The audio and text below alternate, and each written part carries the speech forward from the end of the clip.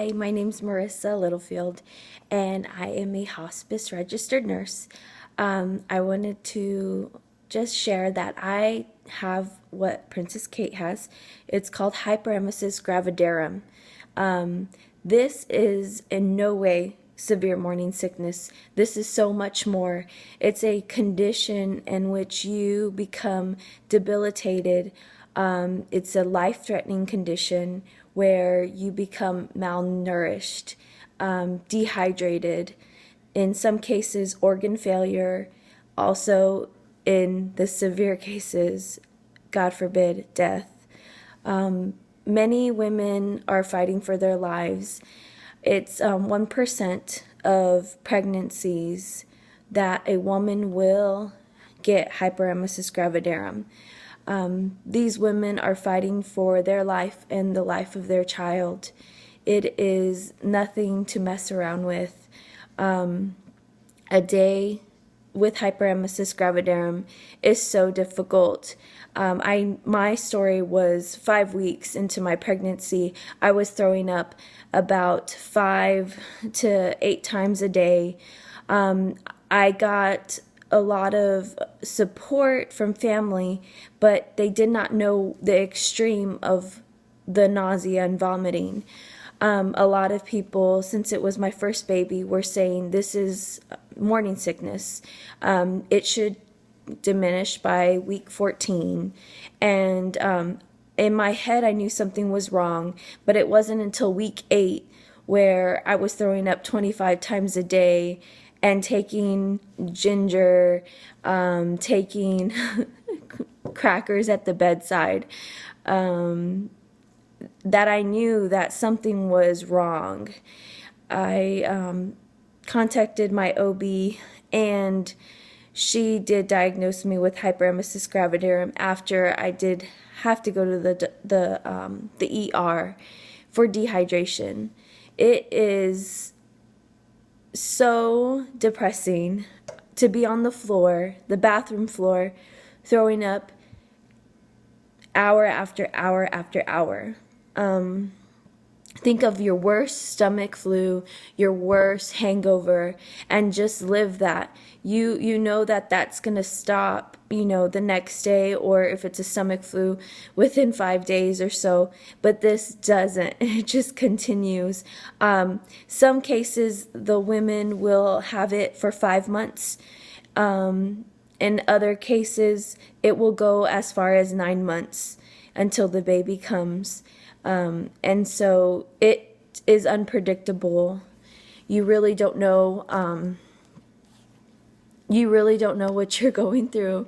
All you know is that you feel like you are slowly dying. The harder cases of organ failure, you can't sometimes keep water down. So those organs do start to fail. Also, people ignore you and your condition. It's hard for a doctor and a nurse to dismiss you and your needs. It's hard for your own family to not take you seriously. The only person that really knows truly what you're going through is the person going through it, and perhaps a family member that sees you throw up that many times. At my worst, I threw up 41 times in one day. And you are just diminished of all your electrolytes. It's a very, very, very scary feeling.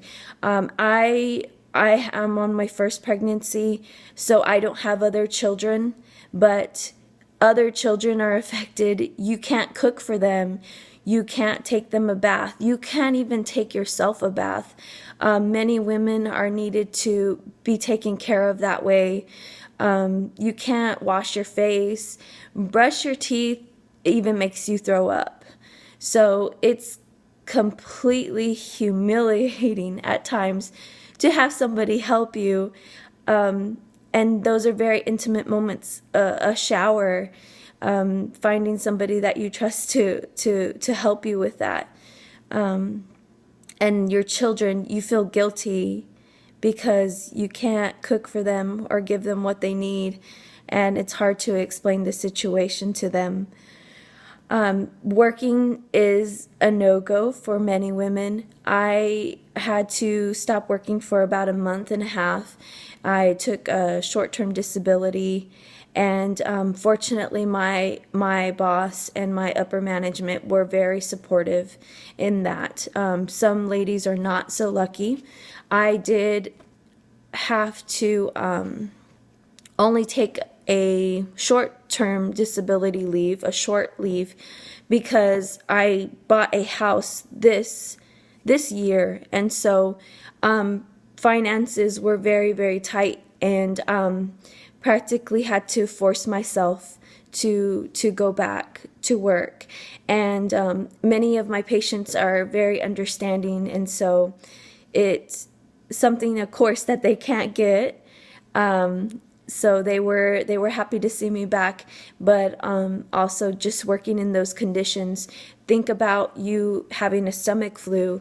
Do you show up to work that day when you're vomiting numerous times? Many people can't do that, and so you kind of have to learn to do it. I was fortunate to be able to go back to work, still vomiting about 15 times to 10 times a day, but there's some women that are bedbound that can't go anywhere, no matter how hard they try. So some medications that we use are Zofran, Phenergan, Diclegis, also in some cases, in my case, they do offer the Zofran pump, and that is entered subcutaneously. This is a wonderful thing. Unfortunately, when they offered it to me, I got the pricing, and it was $4,100. My insurance was only going to pay $1,000 of it. After speaking to my husband, it was just something that we could not afford. So I was taking my other by-mouth medications and also some suppositories to keep my nausea, and it wasn't subsided when you take the medicine. It just kind of helps out a little bit for a short period of time. Your babies don't always survive. Your mothers don't always survive this, so don't take it lightly. This is something that's very, very, very scary. It's the number is 1 out of 7 mothers do get an abortion due to hyperemesis gravidarum. I am a pro-life advocate, and never thought of abortion, but with hyperemesis gravidarum, some women are so ill that they are close to death. And so it comes through a really tough decision to continue this pregnancy and perhaps die for this baby, or to do that hard choice of having abortion because you're slowly dying. Just knowing what this women have to go through, I can't judge them. It is a very, very scary situation. All I want you all to know is that this is a very serious condition. It is not morning sickness. These ladies are fighting for their lives. They're fighting for their children, and just be happy that some of you do not have to go through it. Like I said, it's only 1% of pregnancies. This is something that is not taken lightly, and just prayers for these women that are out there. Princess Kate going through this, and I'm reading comments of, toughen up, or everybody goes through morning sickness. This is not your typical morning sickness. I wish those comments would stop. Living on the bathroom floor for month after month, especially if you have it for 9 months, is a horrible situation.